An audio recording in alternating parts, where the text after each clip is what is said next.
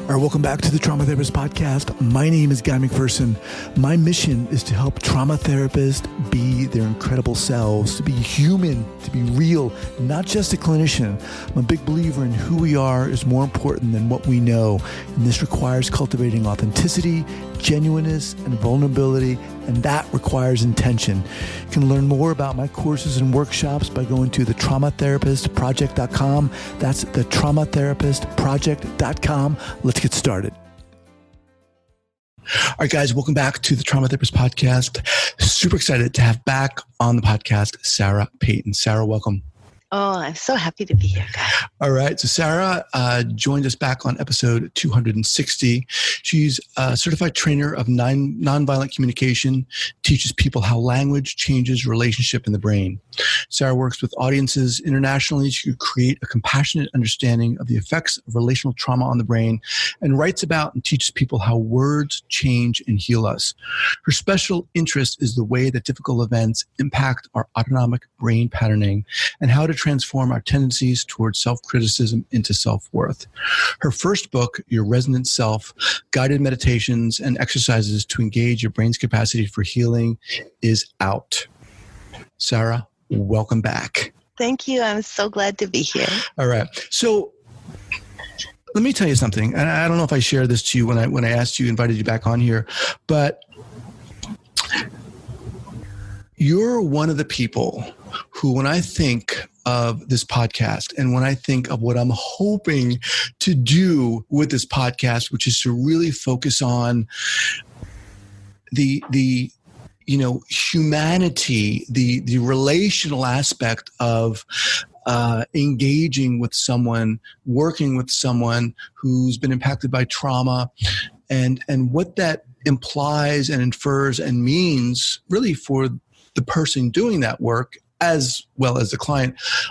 You're one of the people that I think epitomizes this work. And so I mean that completely sincerely. So I'm super excited you're here. Oh, I love your work too, Guy, and I'm very glad to be here. Awesome. So let's start out with a quote. You said you had a quote that's going to launch us. What do you have for us?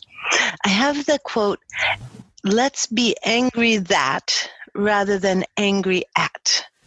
So the idea of beginning to move this, we're going to be thinking about Jaak Panksepp's work today with the circuits of motivation and emotion, and the way in which all of us have what's called a rage circuit. We all have the capacity to move into the life-serving energy of being able to say, in a way, no. So our bodies are mammal bodies, and they are equipped with 7 different circuits that Jaak Panksepp determined, and 8 if you count the 8th, which is a very interesting one, which we'll talk about in a moment. But this idea of anger as a life-serving force that is needed and necessary for all of us is hugely important when we begin to think about trauma and the healing of trauma.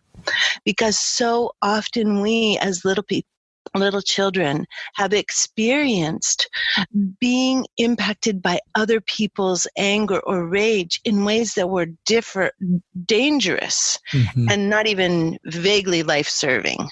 So the idea that rage and anger can be a life-serving force is often almost mind-boggling for people who are trying to heal from trauma. And yet, if we don't reclaim it, we're leaving almost like we're leaving a swath of embedded trauma that's preventing us from accessing our life energy.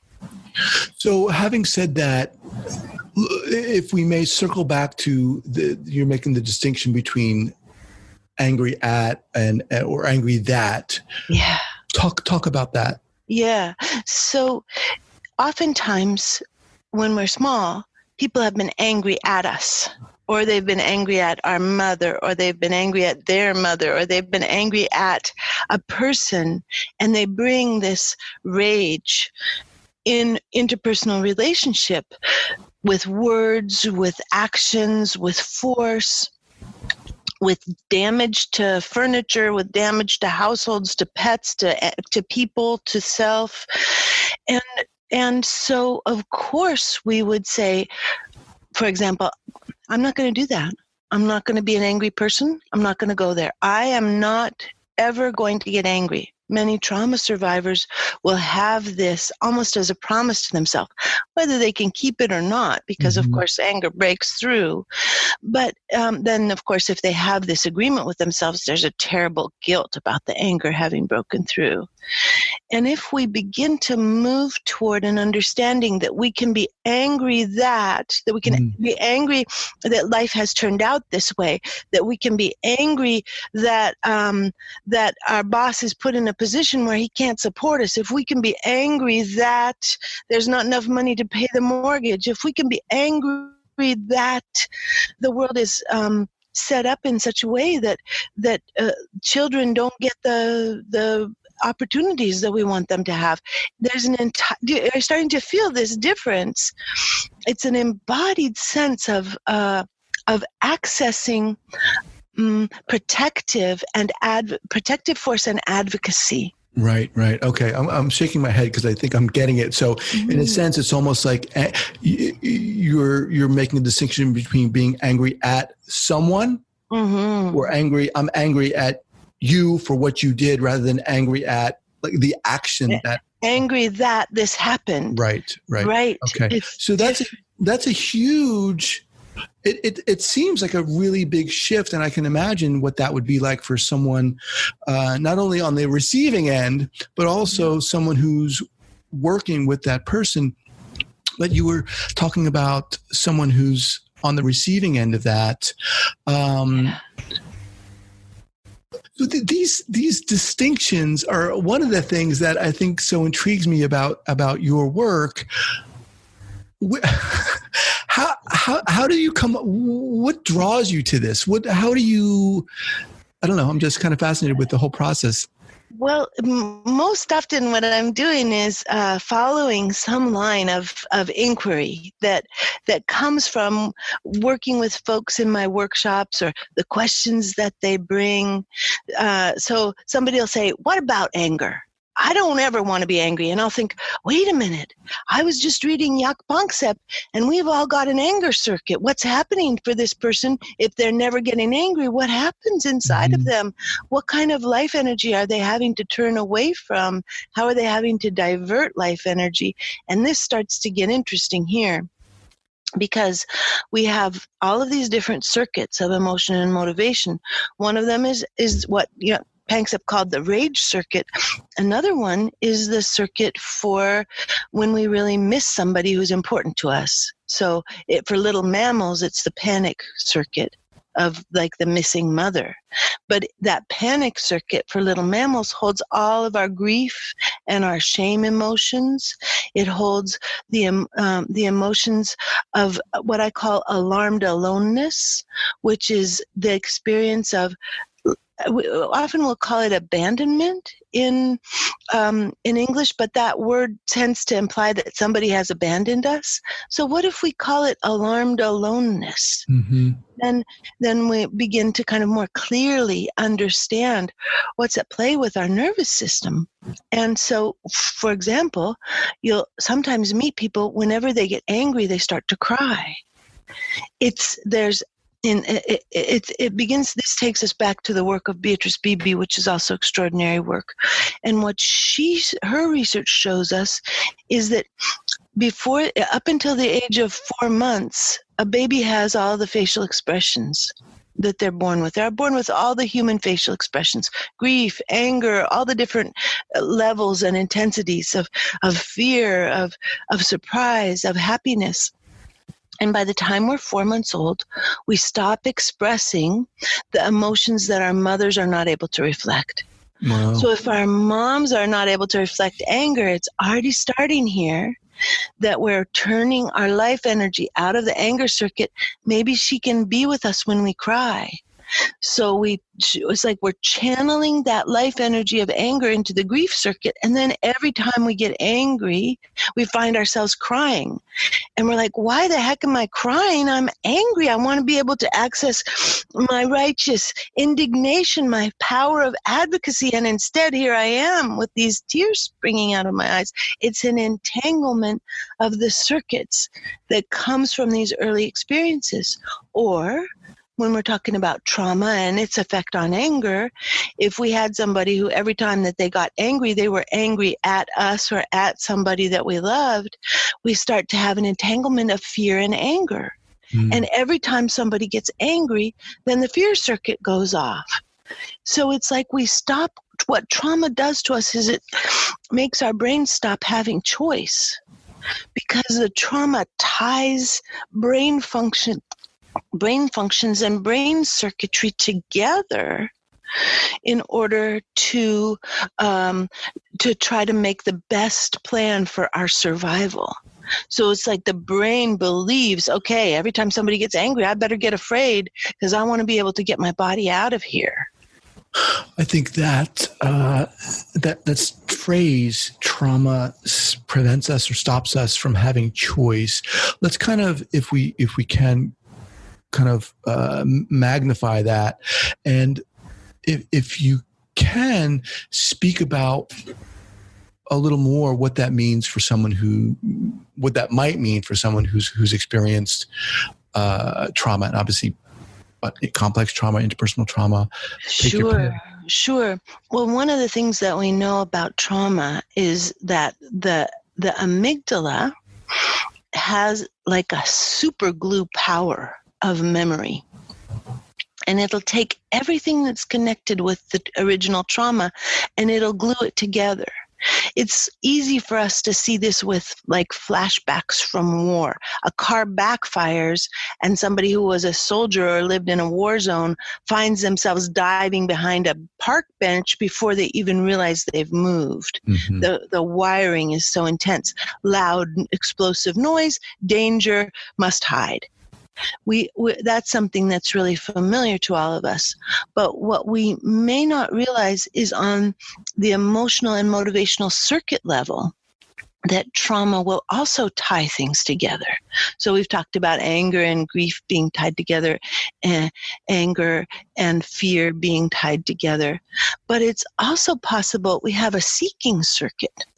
And our seeking circuit is meant to take us through the world. It's what gives us curiosity. It's what gets us to finish our to-do list. It's what gets us to create the trauma therapist and get out there and bring a mission to the world.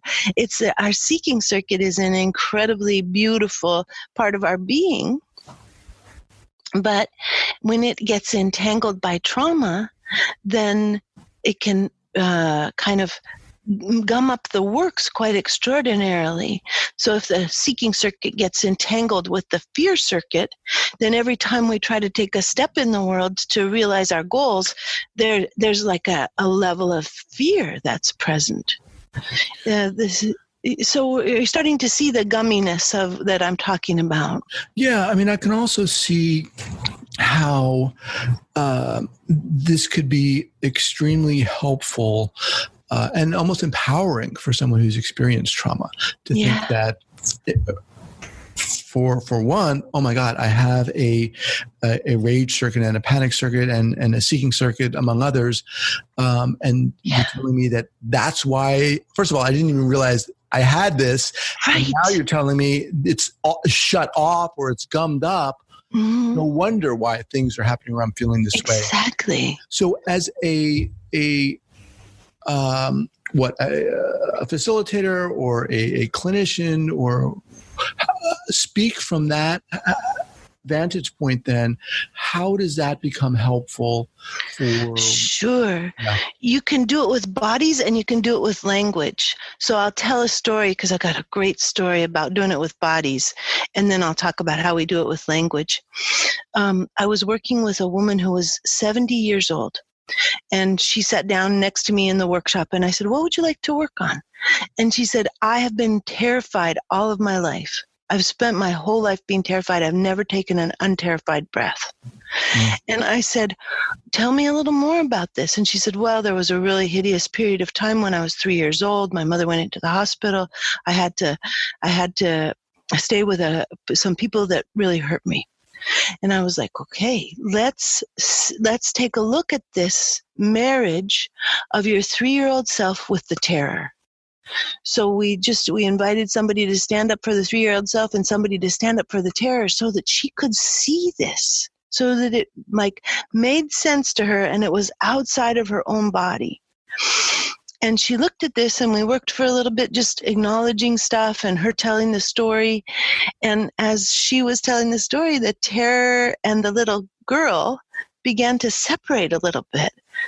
And I turned to her about 10 minutes in and I said, tell me, how are you doing? She said, I'm not scared. This is the first time in 70 years that I haven't been scared. And it was such a sweet, we worked for maybe 10 or 15 more minutes after that, just kind of tying up loose ends. But that moment was so lovely because once she knew she had a fear circuit and she understood why it had been on alert, and she understood there's something about healing trauma, I think, that always does this, that there's a separation in time of the person from the traumatic moment. Mm-hmm. When she's like, oh, it's my 3-year-old self that's terrified. I don't have to be terrified at the age of 70. That happened 67 years ago. Mm. Then there's a relaxation that comes into the body, and something very different starts to happen. One of the precepts of interpersonal neurobiology is that our brain always wants to heal, that it gets stuck in places, but there's a continuing sort of life force that's there trying to get through the stuck places. And the work that all of us do with trauma seems to really support that idea. Here's this woman going, oh my God, I'm not scared. Had she been in therapy before at all? She had been in therapy, yeah. It's like the experience of talking about rather than talking with is an interesting another quote that we could work with. Yeah, but I think what you just talked about there, I mean, there's so many things going on there from my perspective. I mean, first of all, just in a very simplistic way, you're externalizing what happened by bringing these two other people and putting them out there and creating a relationship between it and her being over here. And that's pretty powerful in and of itself. Yes. So, wow, that's, I mean, after 70 years, this idea that she's able to finally be free from this, fear or... And it was an entanglement of the circuits. You know, it was an entanglement in a way of the fear circuit with the sense of self. Without any clarity that the sense of self that the fear was entangled with was 3 years old and had very good reasons for being afraid. Wow. So the way that we could do this with language, if we don't, if we're not working with bodies in space, is, and this is really fun work, is to have a conversation with the circuits. Mm-hmm. We can start to invite, and some of the folks who do IFS will probably be really like going, oh yeah, I can see how this. I was just going to say that. Dialogue, yeah. So what happens when we dialogue directly with the fear circuit? What happens if we say, well, of course you're afraid. Of course you're on alert. Look at what happened to you. There's a directiveness. Mm-hmm. There's a relational connection with the parts of self that transforms trauma. So if you are with a therapist who's talking about it rather than talking to it, then you never get to have those direct conversations. Say that again, if you will. Yeah. So we can spend a lot of time telling the story of the trauma that happened to us. We can say, when I was 3, this happened. It was terrible. My mother went to the hospital. I ended up living with other people. They were terrible people. And there we are. That hasn't changed anything. Mm-hmm. Because, well, it may change things. The narrative therapy has a way of working with this so that the telling of the story can really be transformative.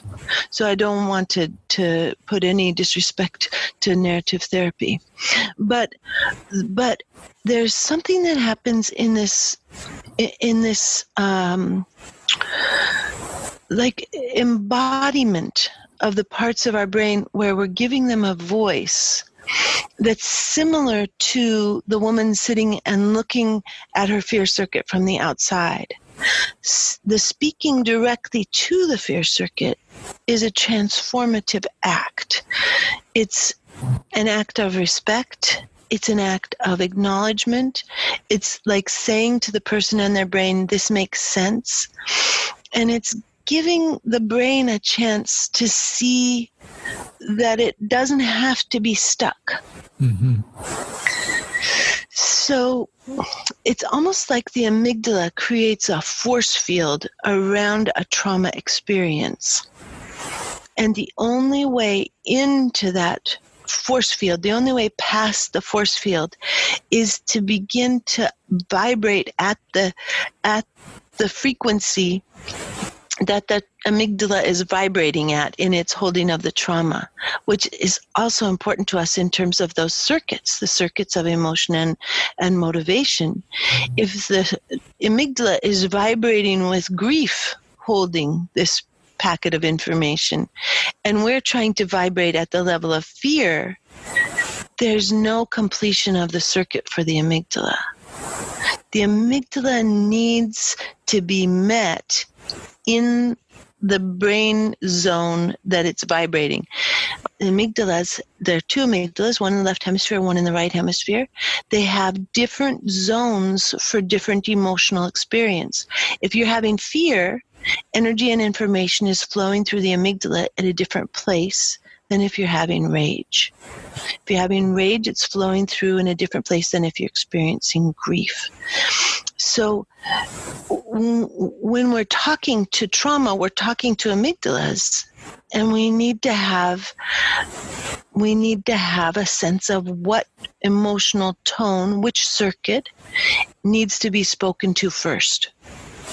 One of the ways that I let people explore this is to think of a frozen moment, and then to ask themselves, in this frozen moment, am I afraid? Am I angry? Or do I feel terribly alone?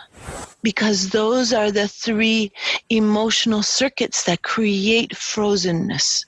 Those are when we go through the intensity of those three circuits, we'll end up in a dissociated or immobilized place.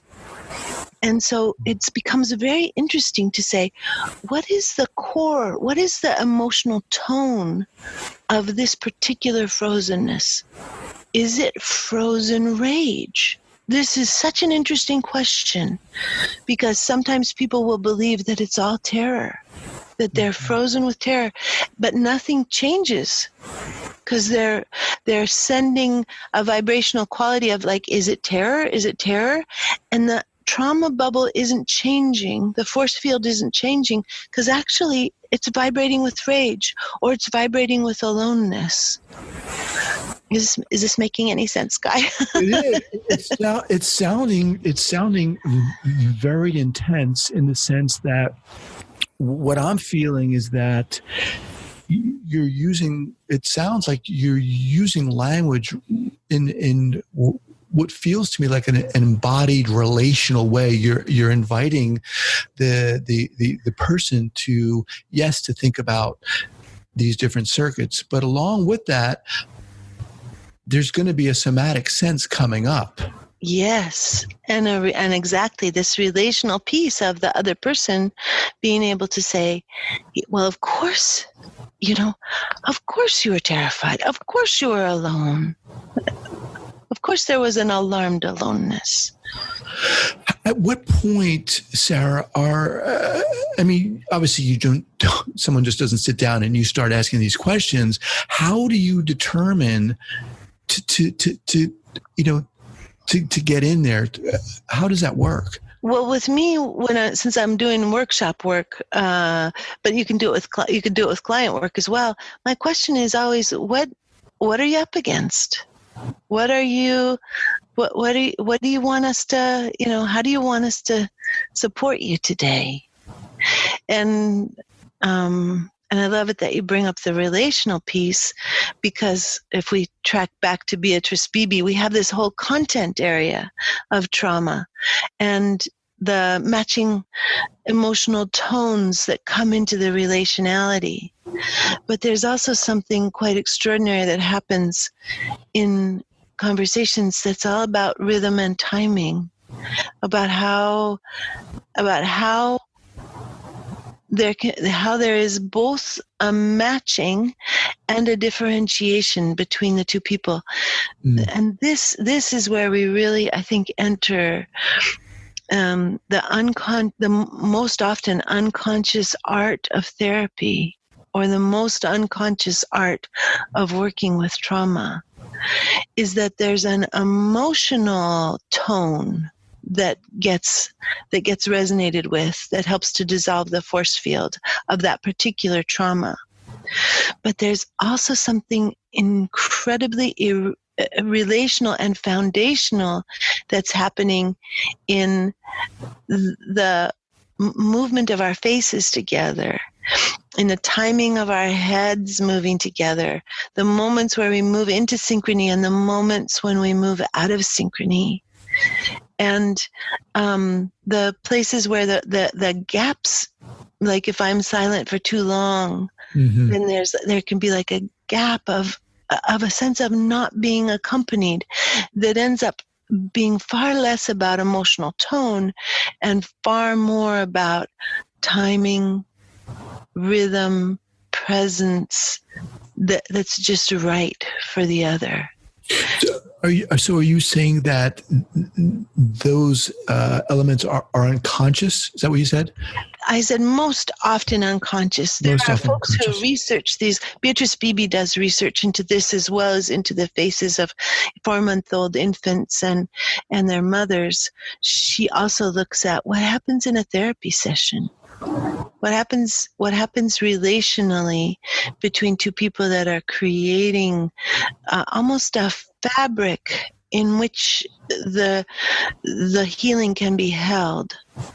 So as someone who's been doing this for a while, I mean, obviously to what degree does that just happen? Is that presence you talked about, or authenticity, or compassion, or vulnerability? Are those things that you consciously cultivate, and then when you're working with someone, they appear? They appear.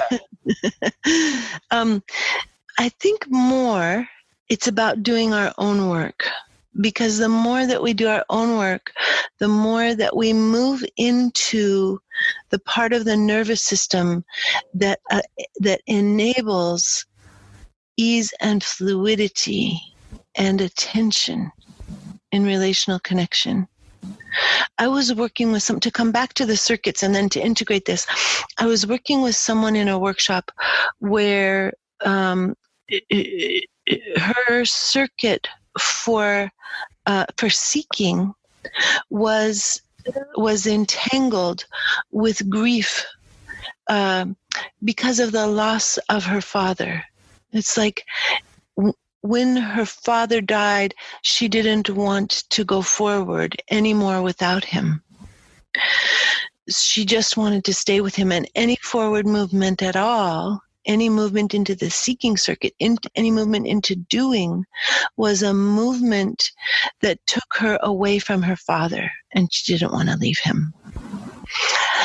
So we did some of this conversation work with her seeking circuit, and in a way disentangled movement. Again, these small words are so beautiful.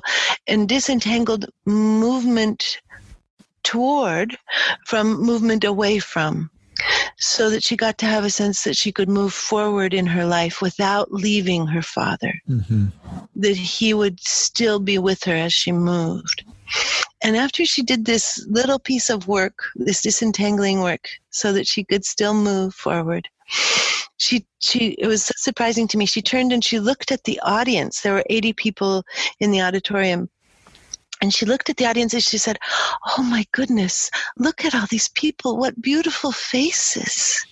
And she went and she got a chair and she sat behind me on the stage. She said, "Can I do this?" I said, "Of course." She sat behind me on the stage for the next hour and she just looked at all the faces. Our nervous system, when we have a sense of, when our circuits get disentangled, our nervous system can be fluid and responsive.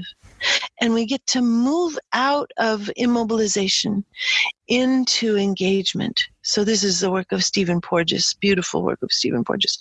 When we're in the engaged place, social engagement, there's a fine feed from the facial muscles to the brain. When we're stuck in immobilization, the face collapses, the muscles of the face sag and become heavy. And we no longer have access to the mirror neurons that allow us to have the sweet interaction between faces that creates emotional engagement. And so there's a couple of things that are happening. When our facial muscles are engaged, the muscles of the middle ear tighten to the sound range of the human voice. When that happens, the eye muscles tighten so that we can see the human face. And the muscles of the larynx relax and support full emotional expression in the voice. And as soon as we start to get scared or angry or have a sense of alarmed aloneness, we lose all that fine feed. We're no longer in nuanced space. So this speaks to the importance of the therapist doing their own work. Because if the therapist's circuits are entangled and not moving fluidly, then the therapist is not able to be in responsive, fluid space and may be able to do the work of catching content, trauma content, but doesn't have the nervous system pieces in place to be able to weave that fine relational holding of the whole.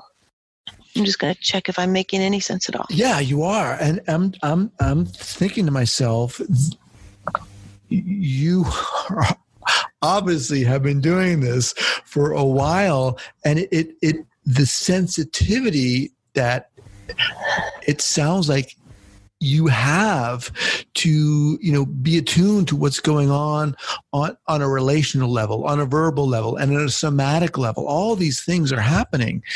I'm like, wow. Yeah, this is why I say, it's largely unconscious for most of us. And for me, it's largely unconscious most of the time. I do know it's here, but... Right. But, so, yeah. I mean, for those listeners who are out there going, "Oh my God, this sounds amazing.